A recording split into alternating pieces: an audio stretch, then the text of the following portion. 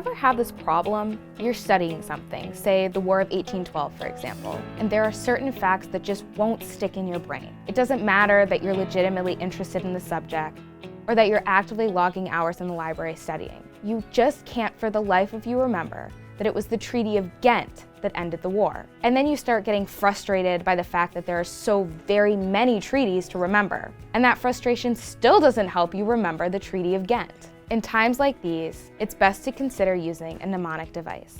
Quick refresher. As we covered in the last video, mnemonic devices are techniques and strategies you can use to help you remember stuff. And they're not new to high-stakes testing. In fact, mnemonic devices can be traced all the way back to antiquity.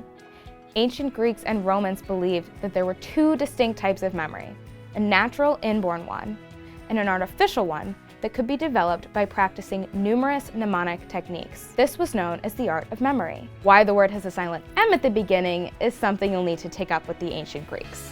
Good luck finding one. We've previously covered acronyms and acrostics, and today we're going to talk about two more types of mnemonic devices. There are some classics with which you are no doubt familiar. 30 days have September, April, June, and November. All the rest have 31. Say February with 28 days clear and a 29th each leap year. Sounds familiar, right? There's also this favorite spelling rule. I before E, except after C, or when sounding like A, as in neighbor and way. Now, those may be for children, though many an adult, including yours truly, can still be found reciting them to jog the memory. But you can, and you should, make up your own rhymes. Here's one. With the Treaty of Ghent, away the War of 1812 went. Creating rhymes allows for acoustic encoding, which in turn helps you remember the information contained in the rhyme. Before I sign off today, I want to tell you about one more type of mnemonic you might deploy in your feats of memorization, and that is association. When you need to learn a series of things, create an association for each one. Say you're attending a new school, and you meet a bunch of classmates in a row, and you really want to remember all of their names.